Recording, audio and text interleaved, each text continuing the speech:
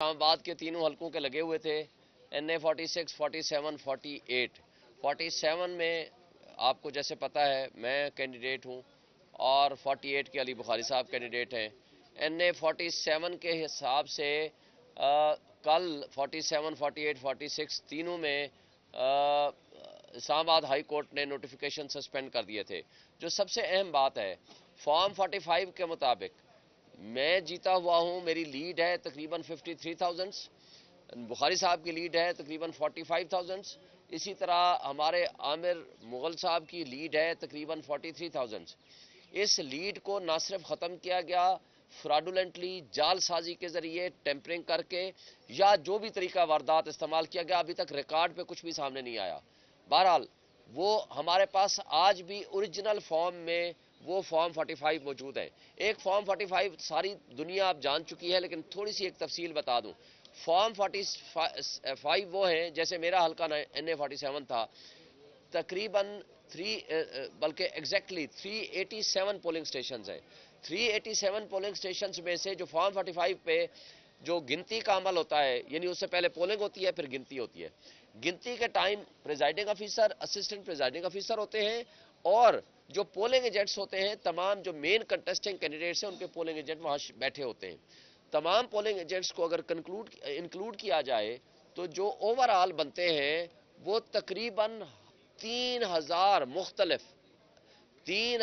مختلف اشخاص کے دستخط موجود ہیں، یعنی جس میں پولنگ ایجنٹس، جس میں presiding officers, assistant presiding officer, یعنی اگر آپ 5-6 بندے بھی تصور کر لیں جو پولنگ ایجنٹس بیٹھے ہوئے تھے، 5 بھی کر لیں، تو جس میں وہ 3,000 مختلف اشخاص کے دستخط کو صرف ایک شخص ریٹرننگ افسر نے اٹھا کر ردی میں ٹوکری میں پھینک دیا اور اپنی مرضی کا فارم 47 جاری کر دیا ہوا میں، یا ملی بھگت کر چیک۔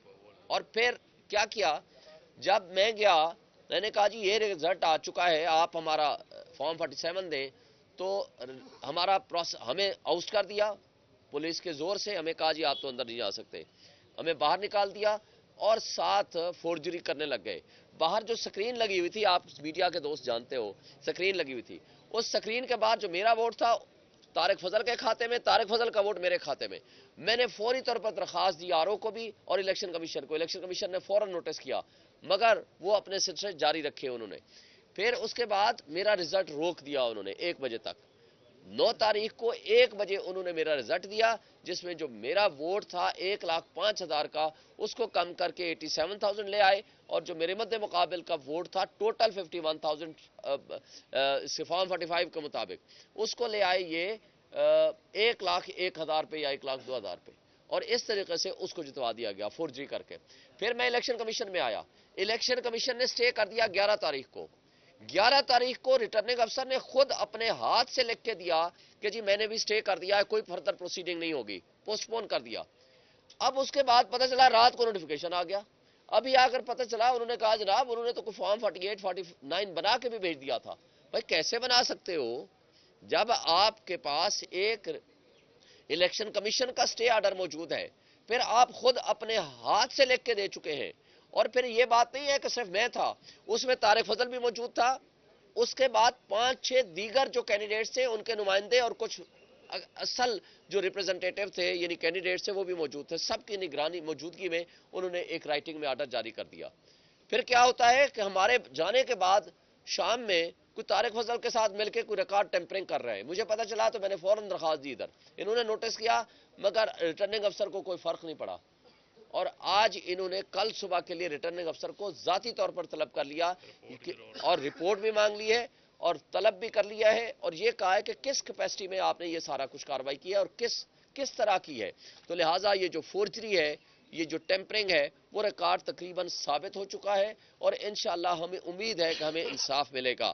اور ایک بات فارم 45 ہم نے تو اپنے سارے کے سارے، ہم تینوں نے، ہم نے میڈیا کو بھی دے دیے ہیں، پبلش بھی کر دیے ہیں، اپنے چینلز پہ، یوٹیوب چینلز پہ بھی ڈال دیے ہیں، اپنے فیس بک پہ بھی ڈال دیے ہیں، اور کورٹ کو بھی دے دیے ہیں۔ آج کورٹ نے پوچھا جی تم لوگوں کے فارم 45 کدھر ہیں؟ وہ کہتے ہیں ہمارے پاس تو ہے نہیں۔ اصل میں فارم 45 یہ وہ ہیں جو ان کے ہیں یا ہمارے ہیں، سب کے ایک جوائنٹ ہی ہیں۔ تو میڈیا سے پچھلے دنوں سوال کیا، پچھلے ہفتے کیس لگا ہوا تھا کہ جی آپ کے فارم 45 کدھر ہیں؟ انہوں نے کہا میں میڈیا کو دکھانے کا پابند نہیں ہوں. ابھی بھی آئے ہوں گے، آپ ذرا سوال جواب کر لینا کہ میڈیا کو نہ دکھاؤ، لیکن جن لوگوں کے حقوق پہ آپ نے ڈاکہ ڈالا ہے، ڈاکہ زنی کی ہے، ان کو تو آپ دکھانے کے پابند ہیں نا. کیونکہ عوام کے حقوق پہ آپ اگر ڈاکہ ڈالتے ہیں تو آپ کو پھر یہ پابند ہے عوام کے سامنے جواب دہی، کیونکہ آپ عوامی نمائندے کہلانا چاہتے ہیں. اگر عوام نے آپ کو ریجیکٹ کر دیا ہے تو پھر آپ تسلیم کرو. میں پہلا بندہ ہوں گا، ہم پہلے اشخاص ہوں گے کہ اگر ان کو عوام نے منتخب کیا ہوتا ہم پھول لیتے، ان کو جا کر مبارکباد دیتے.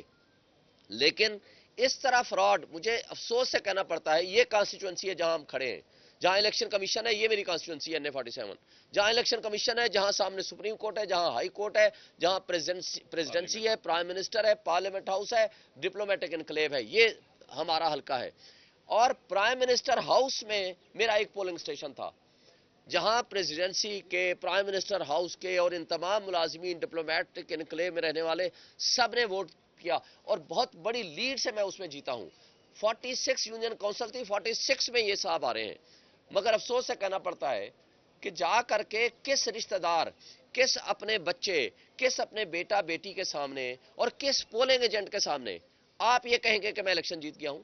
اور تمام فارم 45 جو ہمارے پاس ہیں، جس میں ان کے پولنگ ایجنٹس کے وہاں دستخط موجود ہے اوریجنل. تو بات یہ ہے کہ جب تمہارے پولنگ ایجنٹ، اگر کسی کو اعتراض ہو تو ایک قانون ہے، وہ ہے کوئی بھی پولنگ ایجنٹ رائٹنگ میں یا تھرو وربل، ایک ووٹ کا بھی فرق ہے وہ کہہ سکتا ہے کہ نہیں جناب دوبارہ کاؤنٹنگ کریں. لہٰذا یہ جو کچھ کر رہے ہیں، فراڈ کر رہے ہیں، بے ایمانی کر رہے ہیں، اور لوگوں کو، عوام کو کیا میسج دینا چاہتے ہیں؟ ٹھیک ہے، ہمارے اگر فالوور کی تعداد زیادہ ہے عمران خان کے، تو ان کے بھی فالوورز ہیں، ان کو لوگوں نے ووٹ دیے ہیں. مگر آپ اپنے فالوورز کو، اپنے بچوں کو، اپنی اگلی نسل کو یہ پیغام دینا چاہتے ہو کہ ڈاکہ زنی کے ذریعے اقتدار حاصل کرنا جائز ہے، چوری کے ذریعے، فراڈ کے ذریعے، چیٹنگ کے ذریعے، فورجری کر کے اگر ہم کوئی اقتدار مل جائے تو وہ جائز ہے. ہر وہ حرکت جو ایک الیکٹڈ ریپرزنٹیٹیو کو نہیں کرنی چاہیے، وہ حرکتیں کر کے آپ کہتے ہو کہ ہم عوام کے منتخب نمائندے بن جائیں. تو میرا خیال ہے کہ ایسے لوگوں کو، یہ عوام کے ڈاکوؤں کو، دیکھیں یہ پورے قوم کے ڈاکو ہیں. جو ڈاکہ زنی دوسرے کرتے ہیں نا، کہ انڈیویجول کو لوٹتے ہیں، میرا خیال ہے وہ ایک سنگل، ایک کسی شخص کو لوٹتے ہیں یا ایک افراد کے ایک گروپ کو لوٹتے ہیں. یہ پوری قوم کو لوٹ رہے ہیں. قوم کے ڈاکوؤں کو کبھی معاف نہیں کر سکتے. اللہ تعالیٰ بھی دیکھیں انفرادی گناہ معاف کرتا ہے، اجتماعی گناہ، قوموں کے اجتماعی گناہوں کو اللہ تعالیٰ بھی معاف نہیں کرتا. آپ قرآن مجید پڑھ کے دیکھ لیں، جو کچھ لکھا گیا ہے، جب قومیں اجتماعی گناہ کرتے تھے یا کرتے ہیں تو عذاب اللہ تعالیٰ بھیجتا ہے. تو آج جو کچھ یہ حرکتیں کر رہے ہیں، اور ان کے جو سہولت کار ہیں یا ان کے پیچھے جو اشخاص مل کے یہ چیزیں حرکتیں کر رہے ہیں، تو میں سمجھتا ہوں کہ آج بھی وقت ہے، اس ملک پہ ترس کھاؤ.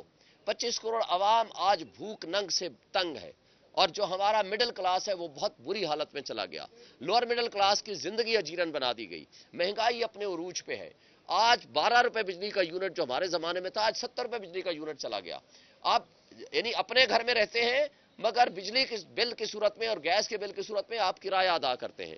بچوں کی فیسیں آپ کی کتنی بڑھ گئی ہیں، کھانے پینے کی چیزیں اتنی مہنگی ہو گئی ہیں. تو آج گیس کی جو ہے وہ 5000 گنا ریٹ آپ نے بڑھا دیے ہیں. اور یہ ملک کو چلانے کے حساب سے آپ کے پاس نہ کیپیسٹی ہے، نہ آپ کے پاس کیپیبلٹی ہے، نہ آپ کی کوئی مینٹل لیول ہے کہ آپ ان کو چلا سکو. نہ قوم اس کو ایکسیپٹ کرے گی. قوم اس لیڈر کو ایکسیپٹ کرے گی جس کو وہ ووٹ دینا چاہتی ہے، تاکہ اگر وہ سخت فیصلے کرے، پبلک سپورٹ اس کو ہوگی، لوگ اس کو لیجیٹیمیٹ مانیں گے. ہمارا انویسٹر جو باہر بیٹھا ہوا ہے اوورسیز، وہ انویسٹمنٹ کرے گا، اور جو فارن انویسٹر ہے وہ بھی آئے گا آپ کے پاس، کیونکہ آپ کو تو انلیجیٹیمیٹ تصور کریں گے. اس لیے آج بھی وقت ہے، جس کا جو حق ہے، کیونکہ حق کے نمائندگی یہ عوام کا ہے، یہ میرا اور بخاری صاحب کا نہیں ہے، یہ عوام کا حق ہے کہ وہ جس کو اپنے میں سے اپنا نمائندہ بنانا چاہیں وہ ان کو منتخب کریں.